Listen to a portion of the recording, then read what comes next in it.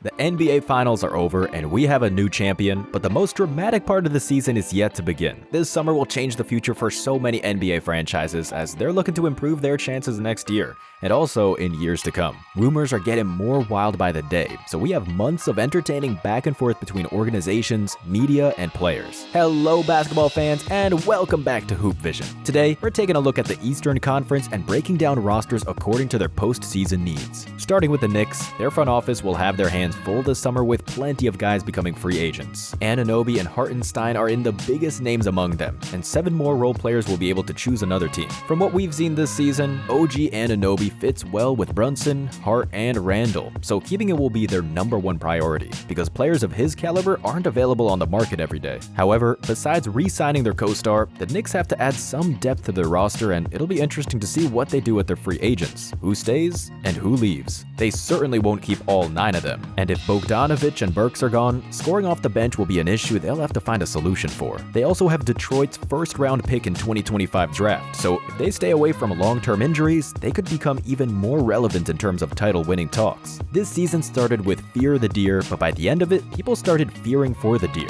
Signing Doc Rivers was frowned upon by the majority of fans, and as it turned out, for good reasons. The Bucks sucked ever since. The fact their roster is expensive and fragile just adds the fuel to the fire. Dame seems unhappy in Milwaukee, and his game isn't what people expected it to be when the news of his arrival was announced. It's hard to say what this team needs when you have so many people who can score at will. Giannis, Dame, and even Middleton, at least when he feels like it, can cook your entire defense. Lopez, Portis, and Beasley are good players as well, which begs the question, where's the problem? Maybe the reason they're not winning isn't a lack of skill, but team chemistry. If that's the case, they need to sit down and work it through. Just a while ago, everyone was buzzing about how Donovan Mitchell wants out of Cleveland. Now, the situation looks completely different, and there's a high chance he'll sign an extension with the organization. Evan Mobley is also expected to re-sign on a $215 million rookie max extension, which will burden the Cavs' financial flexibility, but they also can't afford to let him go. The man was an all-defensive first-team selectee. He's just too valuable for them. If Cleveland really wants to make a big step forward, they'd have to add a big man who can roll and shoot,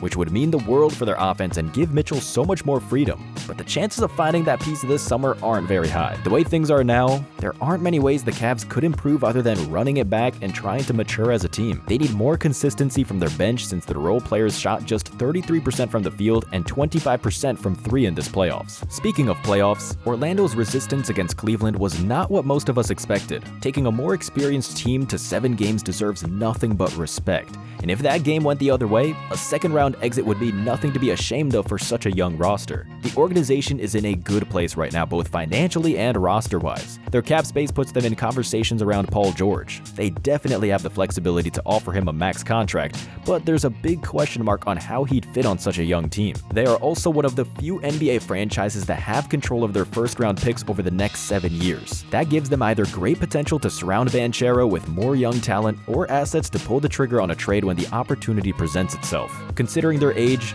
Magic are good, but they could benefit from getting a true offensive facilitator, better three-point shooting, and more depth at the center position. If you were to tell the Pacers they'd be playing in the Eastern Finals at the beginning of the season, they'd probably welcome that with open arms. Despite losing to Boston, this season has been a successful one for Indiana, considering their last playoffs appearance was a first-round exit in 19 and 20. However, they've barely avoided the play-in, so they have plenty of room for improvement. Their defense was among the worst in the NBA. They were among the bottom 10 teams in rebounds and points given up, so adding someone who can establish presence in the paint and protect the rim should be their top priority besides re-signing Pascal Siakam. And a way to add more funds to your bank account this offseason is with OddsJam.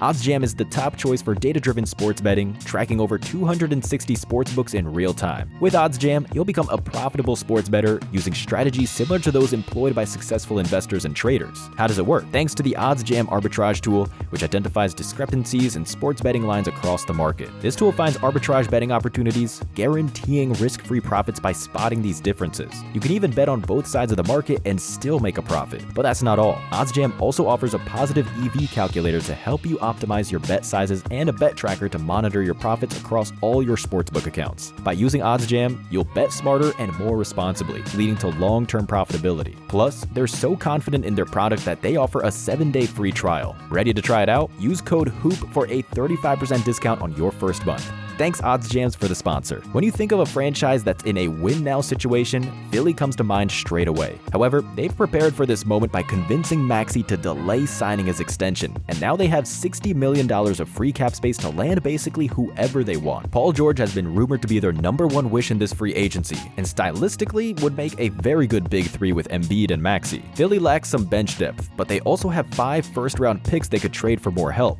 So if they play their cards right, the 76ers could be the biggest treat to Boston next year. Imagine how fun the East will be if Philly, Milwaukee, New York, Indiana, Miami, and others improve their rosters. The league will be on fire all year long. If there's one team you can't feel sorry for, it's the Bulls. They've literally tried everything to become relevant again, but since D-Rose, it's been only a downhill ride for them. Lonzo is injured, DeRozan is a free agent, LaVine and Vucevic have stupidly large contracts, so when you think about things Chicago Bulls need, where do you begin? They haven't been really rebuilding, and at the same time, they haven't been competing. It's like they're stuck in mediocrity and don't seem to have a solution for it. If they re-sign DeRozan and Drummond, they'll be in a luxury tax zone, and they still have $138 million left on Zach LaVine's contract. It sounds maybe too extreme, but the Bulls should not re-sign anyone. Trade LaVine and Vucevic, get whatever they can for them, and start from scratch. Since playing in the Eastern Conference Finals in 2021, the Hawks have been on quite a mediocre or even disappointing downfall. Not even Murray's arrival was enough to change things drastically, so they're also one of those teams stuck in no man's land. When Murray and Trae Young are together on the court, it looks nothing like two stars have joined forces.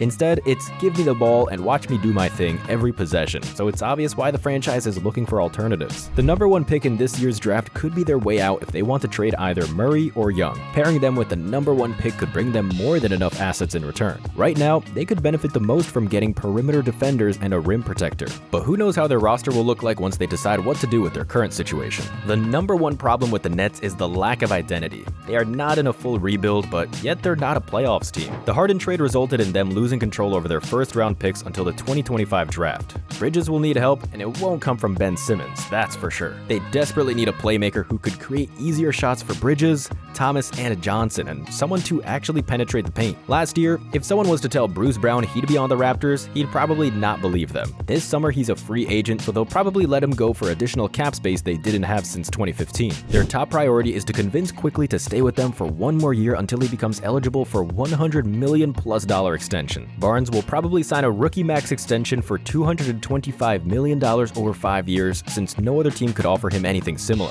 Him and Quickley could be a nice building foundation for Toronto, but they're still far away from achieving anything in the East. When LeVar Ball started barking almost 10 years ago, he probably didn't imagine his son's careers turning out this way. LaMelo has missed almost an entire season, and the Hornets have so much to work on even with him coming back. Miles Bridges' domestic violence case won't help him get a new contract from the franchise, and in case he leaves, they'll have to reconstruct the roster to help LaMelo. Besides health, they need more shooters, and someone who can grab those defensive rebounds, since Charlotte was among the worst teams when it comes to allowing second chance and in-the-paint points. Another franchise that's facing tough times is the Wizards. Their president of basketball operations, Michael Winger, hated using the word rebuild, and now we see the results. When Kyle Kuzma and Jordan Poole are your main guys, nothing good is around the corner. The only relief was they got rid of Bradley Beal's $200 million contract, but other than that, Washington is stuck at the bottom of the East. They may see some improvement through draft picks acquired, but they're light years away from playoffs or contending for a championship. To be slightly more competitive, they'd have to get a good coach and honestly upgrade their entire roster. They're a mess and will require plenty of work to become a decent team once again.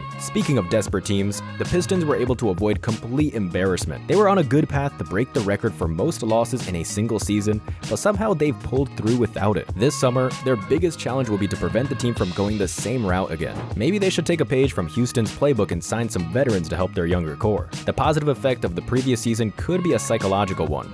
What's left for players to fear once they've lived through the worst possible basketball experience? Other than that, shooting remains a big struggle of theirs, so re-signing Fournier and Grimes doesn't sound like such a bad idea. Miami Heat is one of those teams whose situation looks good on paper, but is actually quite complicated. Choosing the right approach for Butler's next 2 to 4 years will be their biggest concern in decision-making this summer, and possibly the entire next season. The main difference between this roster and the one that lost to the Nuggets in the finals was lack of depth. And if you think about it, Denver won because they had more star power and a longer bench, so if they weren't enough back then, the situation is even worse right now. However, if Jimmy's time clocks out and they don't significantly improve for one more run with him, they have a solid future with guys like Herro, Jaquez Jr., and Jovic, who are all young and already making names for themselves. Lastly, Boston Celtics. They could, well, they don't need anything. No one was able to take more than one game from them this entire postseason, so they'll probably run it back with the same squad next year. All of their main guys are locked in for at least one more season, so the East will be amazing to watch starting from October. And that's it for today, dear friends. We hope you've enjoyed this video. Let us know in the comments below, what do you think the biggest offseason moves will be this summer? In case you haven't seen it,